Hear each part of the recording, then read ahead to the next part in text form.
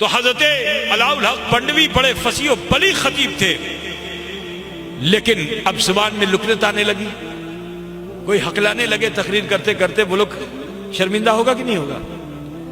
حضرت علاء الحق کا بھی یہی حال ہوا۔ آپ ایک کوٹری میں گھس گئے، چلے خانے میں، اور خادموں سے کہہ دیا دیکھو جو لوگ میرے پاس آئیں یہ مجھ سے ملنا چاہیں گے، اپنے مسائل کا حل کرنا چاہیں گے، اور میں اس زبان کا حال یہ ہے لہٰذا میں ملوں گا نہیں، تو لہٰذا پانی کو گرم کر کے رکھو کھولا کے، اور آگ کے اوپر رکھو تاکہ خوب کھولتا رہے پانی۔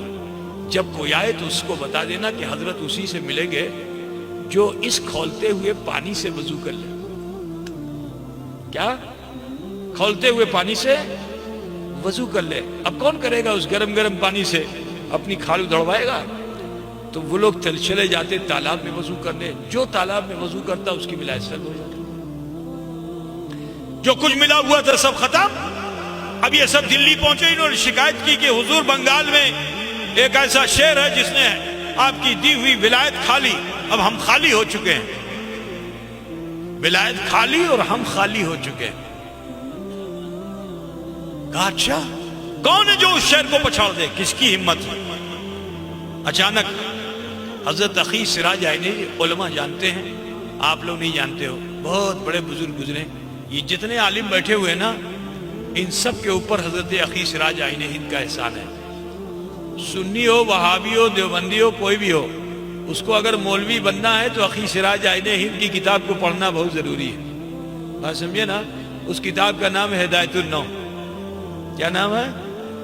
ہدایت النو اس کتاب کا نام ہے۔ اب کسی مولانا سے پوچھئے کہ آپ نے نہیں پڑھا تو کہیں گے کہ نہیں پڑھیں گے تو ہم مولوی نہیں ہو سکتے۔ بات سمجھے نا؟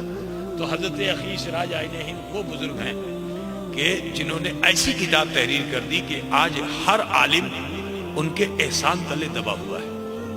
انہی کا احسان ہے کہ یہاں مفتی، عالم، فقیہ سب دکھائی دیتے ہیں، ٹھیک ہے نا؟ کوئی امام النو ہے تو کوئی امام المنطق ہے، کوئی امام الفلسفہ ہے، کوئی حدیث میں بڑا آگے ہے، کوئی فقہ میں بڑا آگے ہے۔ یہ سب احسان ہے حضرت اخی سراج عینی ہند کا۔ تو وہاں تو وضو کرنے کی بات تھی نا، آپ عرض کرتے یا اے میرے آقا کرم کیجئے، مجھے آپ حکم دیتے ہیں میں آگ کے دریا سے گزر جاؤں گا، وہ تو پانی کی بات ہے۔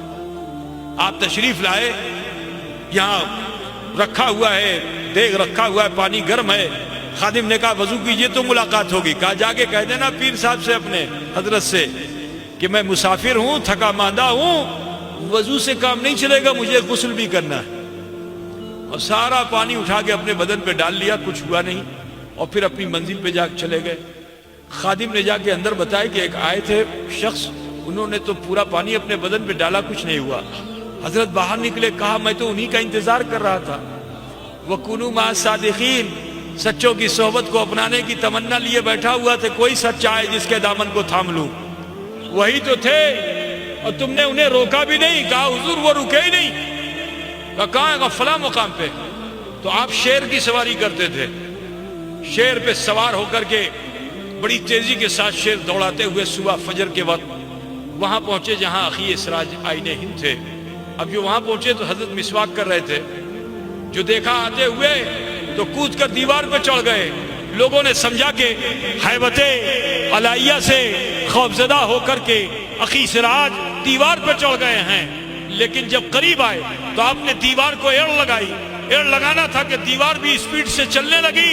حضرت علاء الحق نے جو دیکھا تو فوراً ہی شیر سے اترے اور قدموں کو آ کے چھان لیا۔ کہا حضور میں تو اسے چلا پاتا ہوں جس میں چلنے کی صلاحیت ہوتی ہے، لیکن آپ تو اسے بھی چلا دیتے ہیں جس میں چلنے کی صلاحیت نہیں ہوتی۔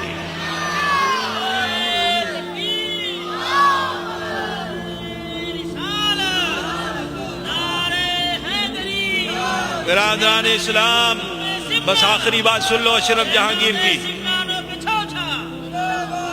میرے اشرف تابعی ہیں، کتنا بڑا مقام، مگر سچوں کی صحبت ضروری۔ ایسے بزرگ تھے کہ راستے میں سفر کرتے ہوئے بنگال جا رہے تھے، راستے میں ایک بڑے بزرگ ہیں، ان کا نام ہے حضرت شرف الدین یحییٰ منیری، سلسلہ فردوسیہ کے سب سے عظیم المرتبت بزرگ ہیں، بہت پائے کے بزرگ ہیں حضرت شرف الدین یحییٰ منیری رضی اللہ تعالیٰ عنہ وارضاہ عنہ۔ جانتے ہو شرف الدین یحییٰ منیری کا ایک قول میں تمہارے سامنے رکھ دوں؟ کہ ایک مرتبہ آپ درس حدیث دے رہے تھے، کسی طالب علم نے یہ عرض کر دیا کہ حضور نے فرمایا کہ اگر میں چاہوں تو یہ پہاڑ سونے کا ہو جائے. تو کسی طالب علم نے کہا کیا ایسا ہو سکتا ہے؟